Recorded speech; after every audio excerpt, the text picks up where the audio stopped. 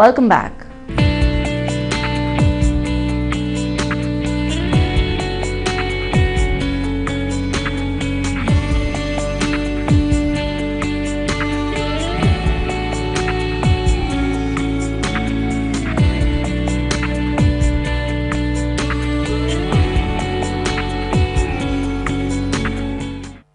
గమ్సే కాకుండా even halitosis అని కూడా, హాలిటోసిస్, గమ్స్, ప్రతి ఒక్క ఇన్ఫెక్షన్ డైరెక్ట్గా డయాబెటీస్ వాళ్ళకి.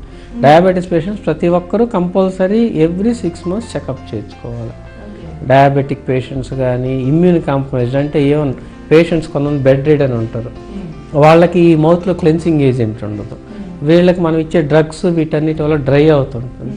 వీళ్ళు కంపల్సరీ ఎవ్రీ 6 months చేయించుకోకపోతే మనకు నోట్లోనే ఈ క్యాండిడా ఇన్ఫెక్షన్స్ ఇవి స్టార్ట్ అవుతాయి. ఒక్కసారి ఒక ఇన్ఫెక్షన్ ఏది నోట్లో స్టార్ట్ అయినా టోటల్ బాడీకి స్ప్రెడ్ అవుతుంది. ఇది ఒక ఆర్గాను అలా ఇలా అని విభజించే ఎఫెక్ట్ చేయదు అని మనం రూల్ అవుట్ చేయడానికి ఏం లేదు. ఒక్కసారి స్టార్ట్ అయ్యాక ప్రతి దగ్గరికి అది ఇన్వాల్వ్ అవుతుంది. ఇది జస్ట్ దీన్ని ఎలిమినేట్ చేసుకుని మనం సోర్స్ ఆఫ్ ఇన్ఫెక్షన్ అనేది మన చేతులకు అంటుకున్నాం, డెటాల్ వేసి వాష్ చేసుకున్నాం, ఇవన్నీ మాట్లాడతామే కానీ అసలు ఫస్ట్ స్టార్ట్ అయ్యేది మన ఫుడ్లో నుంచే అనేది మనం టోటల్గా మర్చిపోతున్నాం. ఇలానే థైరాయిడ్ పేషెంట్స్, ఇప్పుడు థైరాయిడ్ పేషెంట్స్ కాల్షియం లెవెల్స్ ఉండవు. ఈ కాల్షియం లెవెల్స్ అయినప్పుడు ఎముక మెత్తబడిపోతుంది. ఈ ఎముకకి మళ్ళీ ఇన్ఫెక్షన్ వచ్చినప్పుడు ఎముక ఈజీగా ఎఫెక్ట్ అవుద్ది ఈ కాల్షియం లేనప్పుడు. అగైన్ ఈ థైరాయిడ్ పేషెంట్లకి ఇలా ప్రతి ఒక్క అవయవంలో ఉన్న దీనికి డెంటల్కి చాలా రిలేషన్ ఉంది. ఇప్పుడు మనకు ఒక హార్ట్ పేషెంట్ వచ్చారు, దాదాపు ఇప్పుడు చూస్తూనే ఉంటారు చాలామంది కార్డియాక్ బైపాస్ పేషెంట్ రాగానే, సార్ నాకు పన్ను నొప్పిగా ఉంది, పన్ను తీసేయరా. పన్ను తీయొచ్చా తీయకూడదా? ఫస్ట్ ప్రాబ్లం మనం స్టార్ట్ చేయాల్సింది ఈ పేషెంట్కి పన్ను తీయొచ్చా తీయకూడదా. అంటే తీయకూడని కండిషన్స్ కూడా, తీయకూడని కండిషన్స్ ఎక్కువ ఉంటాయి. ఎందుకంటే మనకు హార్ట్ పేషెంట్స్ ప్రతి ఒక్కరు కూడా హార్ట్ కానీ బ్రెయిన్ స్ట్రోక్ కానీ వీళ్ళెవరు రక్తం కడ్డగట్టకుండా ఉండే ట్యాబ్లెట్ ప్రతిరోజు జీవితకాలం వాడుతుంటారు. బ్లడ్ థిన్నర్స్ అంటారు. బ్లడ్ థిన్నర్స్ మనం వాళ్ళకి కనుక పన్ను ఇమీడియట్గా రిమూవ్ చేసామంటే వాళ్ళకి ఇంకా బ్లీడింగ్ స్టాప్ అవుతుంది. కంటిన్యూస్గా వాళ్ళకి నైట్ అంతా, కొంతమంది పేషెంట్స్ నైట్ బెడ్ అంతా తడిచిపోయింది సార్, పిల్లో అంతా బ్లీడింగ్ అవుతుంది, బ్లడ్ అంతా అవుతుంది, ఇలా కోమాలోకి వెళ్ళిపోతుంది, అంటే బ్లడ్ మొత్తం వెళ్ళిపోతుంది. కంపల్సరీ మనం వాళ్ళకి కేర్ తీసుకోవాలి. ముందు యాంటీబయాటిక్స్ స్టార్ట్ చేసి యాంటీబయాటిక్ అండర్ కవరేజ్లో మనం బ్లడ్ థిన్నర్స్ ఒక 3-4 రోజులు ఆపి రమ్మని చెప్పి, ఆ తర్వాత మనం తీసే ముందర బ్లడ్ క్లాట్ అయ్యేదానికి ఒక ట్యాబ్లెట్ గ్జామిక్ అని ట్యాబ్లెట్స్ ఇచ్చి, అలానే తీసిన తర్వాత మళ్ళీ ఇంకొక బ్లడ్ క్లాటింగ్ ఇచ్చి నెక్స్ట్ డే నుంచి స్టార్ట్ చేయమని తిన్నర్స్. ఈ ప్రొఫిలాక్టిక్లో ఏ చిన్న తేడా వచ్చినా కూడా మనిషికి లైఫ్కే ప్రమాదం, టోటల్ లైఫ్కే ప్రమాదం. ఇలానే థైరాయిడ్ పేషెంట్స్ కానీ ఇంక ఏ పేషెంట్ వచ్చినా కూడా ప్రతి పేషెంట్కి ఇలానే, ప్రతి పేషెంట్కి ఇప్పుడు ఈ మన కిడ్నీ పేషెంట్కి తీసుకోవాల్సిన జాగ్రత్తలు, థైరాయిడ్ పేషెంట్కి తీసుకోవాల్సిన జాగ్రత్తలు, ప్రతి ఒక్క పేషెంట్కి తీసుకోవాల్సిన జాగ్రత్తలు, ఇవి అన్నీ మనకు ఫస్ట్ డాక్టర్కి ఒక అవగాహన ఉండాలి. ప్రతి ఒక్క డాక్టర్కి దీనికి అవగాహన ఉండదు. యాక్చువల్గా దీనిలోనే ఎండిఎస్లో ఓరల్ మెడిసిన్ అండ్ రేడియాలజీ ఒక స్పెషాలిటీ ఉంది. ఓరల్ ఫిజిషియన్ లాగా oral medicine and x-ray radiology diagnostic department with only medicines ఎక్కడైతే ఇవ్వాలో, ఎక్కడ ట్రీట్మెంట్ చేయాలా, ఏంది అని. ఈ సబ్జెక్ట్ని అందరూ నెగ్లెక్ట్ చేసి ఎత్తుపళ్ళు ఉన్నాయా, పళ్ళు కట్టించుకోవాలా, ఆర్థోడాంటిస్ట్, ఎండోడాంటిస్ట్ ఇవి పాపులర్ చేశారే కానీ అసలు మెయిన్ బేసిక్ సబ్జెక్ట్ని వదిలేశారు.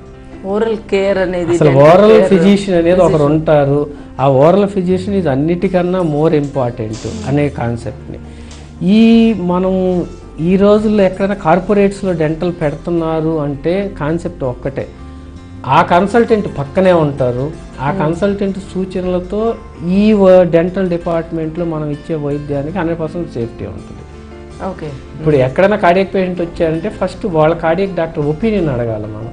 సార్ ఇది ఏం కేసు చేశారు మీరు, ఎలా ఉంది, రికార్డ్ ఇంతకుముందు ఉందా లేదా, ఎంత డోస్ తీసుకుంటున్నారు, ఆ డోస్లో మనం ఏ డ్రగ్స్ ఇవ్వాలా, ఏ డ్రగ్స్ ఇవ్వకూడదు, వాళ్ళ ఒపీనియన్ తోటి మనం ట్రై చేయాలి. కానీ మన సొంత దాంతో ట్రై చేస్తే రేపు ఫ్యూచర్ వాళ్ళ లైఫే రిస్క్లో పడుతుంది. డయాబెటిక్, కార్డియాక్, రొమటాక్, ఇది థైరాయిడ్ ఉన్నవాళ్ళు, kidney failure patients, cancer patients, ఇలానే మనకు ఫస్ట్ ఈ హెచ్ఐవి పేషెంట్స్, వీళ్ళకి ఫస్ట్ డయాగ్నోసిస్ వచ్చి మళ్ళీ మన నోట్లోంచి స్టార్ట్ అవుతుంది. అసలు హెచ్ఐవి ఉందని హెచ్ఐవి ఉందంటే మ్యాక్సిమం ఇన్ఫెక్షన్. హెచ్ఐవి అంటేనే మనకి ఇమ్యూనిటీ బాడీలో లోపించదు. ఎక్కడ ఇమ్యూనిటీ లోపిస్తుందో ఫస్ట్ ఎఫెక్ట్ వచ్చి చిగుళ్ళ మీద పడదు. ఆ చిగుళ్ళ మోర్ ఇన్ఫెక్షన్ చూడంగానే చెప్పవచ్చు సంథింగ్ ఏదో డిఫరెంట్గా ఉంది అని. డైరెక్ట్గా టెస్ట్ చెప్తే పేషెంట్ చేయించుకొని మేము వేరే కోడ్ టెస్ట్లో రాయిస్తాం. ఓకే, మామూలు వేరే బ్లడ్ కోడ్స్ మాకు వేరే సమాధాన లిటరేచర్ కోడ్స్ ఉంటాయి. ఆ కోడ్స్లో మేము నార్మల్ బ్లడ్లోనే దాన్ని చేయిస్తాం. ఎందుకంటే మేము ఇన్ఫెక్షన్ అవ్వకూడదు కదా. అట్ సేమ్ హెచ్ఐవి ట్రీట్ చేయాలంటే చాలా జాగ్రత్తలు తీసుకోవాలి. ఇలానే ప్రతి ఒక్క డయాగ్నోస్ ఫస్ట్ నోటి దగ్గర నుంచే స్టార్ట్ అవుద్ది. దీనివల్ల నోటికి చాలా ఇంపార్టెన్స్. పాత రోజుల్లో నోటికి చాలా ఇంపార్టెన్స్ తీసుకొని ఇవన్నీ చేయబట్టి మనం గట్టి ఫుడ్ తిన్నాం.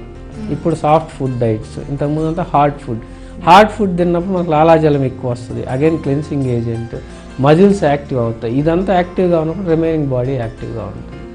ఈ చిన్న మారుతున్న మన ఫుడ్ హ్యాబిట్స్ కూడా దీనికి ఒక food habits is major. Lacking of knowledge.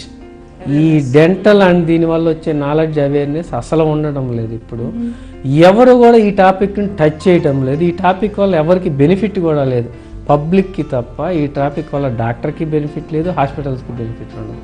ఇది ఓన్లీ పబ్లిక్కి ఎంత రిస్క్ ఉంది అనేది పబ్లిక్ తెలుసుకుంటే, ఆ రిస్క్ ఉన్నప్పుడు దీనివల్ల రెవెన్యూ డాక్టర్స్కి జనరేట్ కాదు, ఎవరికి ఉంది. దీనిలో main patient is the benefit. Patient correct diagnose ఇవ్వాలా, కరెక్ట్ ట్యాబ్లెట్ ఇవ్వాలా.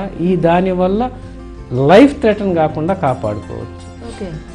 ఏమన్నా నార్త్ ఇండియాకి వెళ్ళామనుకోండి, ప్రతి ఒక్కరు పొద్దున్న లెగిస్తే ఒక 15-20 గుట్కా ప్యాకెట్లు ఏదో ఫుడ్ తిన్నట్టు తింటుంటారు. దానిలోంచి స్టార్ట్ అయ్యేదే నోటి క్యాన్సర్, ఆ ఓరల్ క్యాన్సర్, స్మోకింగ్, మన శ్రీకాకుళం టొబాకో, రివర్స్ స్మోకింగ్. ఇవన్నీ మనకు మొదటి దశలోనే మనం గుర్తించవచ్చు నోటిలో. ఆ గుర్తించి అప్పుడే ట్రీట్మెంట్ ఇస్తే క్యాన్సర్ రాదు. ఇవన్నీ ప్రీ క్యాన్సరస్ కండిషన్స్ అంటాం. గుట్కా కొన్ని రోజులు తిన్నాక నోరు తెరవలేకపోతారు. వీళ్ళకంతా మెడిసిన్గా ట్రీట్మెంట్ స్టార్ట్ చేసి ఇవి ఇనిషియల్ డేస్లో క్యూర్ చేసుకుంటే అంత క్యాన్సర్ అయ్యి ప్రాణం పోయే సమస్య రాదు. ఇవి క్యూర్ చేయాలంటే అసలు దేని వల్ల వచ్చింది అనేది వాళ్ళకి తెలియదు, అవగాహన ఉండదు. అందుకనే ఒక్కసారి అన్న సంవత్సరం 6 నెలలకు ఒక్కసారి ఒక డెంటల్ చెకప్ అంతే. ఏమి చేసుకోవాలి, డెంటల్ చెకప్ చేసుకుంటే మీకు అర్థమవుద్ది మన పొజిషన్ ఎలా ఉంది, నోటి ఎంట్రన్స్ ఎలా ఉంది. ఎంట్రన్స్ బాగుంటే రిమైనింగ్ బాగుంటుంది. ప్రతి అవయవంకి లింక్ ఉంటుంది. అది మిస్ అయిపోతున్నారు అందరూ. Every one is missing. పన్ను తీసేయండి అన్న దగ్గర లిటరల్గా పేషెంట్లు వస్తారు. దాని విలువ నాకు తెలుసు బాబు, మీకు కాదన్నా కూడా లేదు సార్ తీసేయండి. ఇది కాన్సెప్ట్. మేము కూడా చేయగలిగింది ఏం లేదు. అలాంటప్పుడు మేము చెప్తాం, బాబు ఒక పన్ను పోతే మీ దగ్గర డబ్బులు ఉండొచ్చు కానీ మళ్ళీ వెనక్కి మీ సొంత పన్ను అయితే మేము కూడా తీసుకురాలేము. దానికి చాలా వాల్యూ ఉంది. మన బాడీలో ఒక పార్ట్ కూడా మనం క్రియేట్ చేయలేము, మనం డెస్ట్రాయ్ చేయకూడదు. అంటే సార్ మాకు ఇవన్నీ వద్దు, మాకు నొప్పి తగ్గాలి ఇమీడియట్గా. మేము చెప్పగలిగింది చెప్తాం. వీఆర్ ట్రయింగ్ టు ఎడ్యుకేట్ అయ్యే పేషెంట్. ఇప్పుడు ఇక్కడ ఈ హాస్పిటల్స్లో, కార్పొరేట్స్లో ప్రతి పేషెంట్ మాకు వచ్చేవాళ్ళు హై రిస్క్ పేషెంట్స్.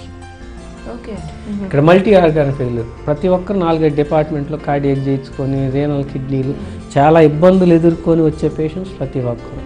ఆ పేషెంట్స్కి మనం ఎంత జాగ్రత్తగా చేస్తే వాళ్ళు మళ్ళీ రిటర్న్ బ్యాక్ హ్యాపీగా ఇంటికి వెళ్ళగలరు. మనం ఏదో పుచ్చింది, ఫిల్లింగ్ పెట్టామా, లేదు పన్ను కట్టామా, అందంగా తయారు చేసామా, ఇవన్నీ సెకండరీ. ఇవన్నీ just appearance facing. Main thing ఏంటంటే దానిలో మనం చేసే చిన్న పొరపాటు ఒక మనిషి లైఫ్ ఎక్స్పైర్ అయిపోయే ఛాన్సెస్. దంత సమస్యలు ఉన్నట్లయితే అవి మన ఇతర అవయవాలపైన ఎలాంటి ప్రభావం చూపిస్తుందో డాక్టర్ గారు వివరించారు కదండి. వచ్చే ఎపిసోడ్లో ఈ విషయం గురించి మరిన్ని వివరాలు తెలుసుకుందాం. అంతవరకు take care and keep watching TV7.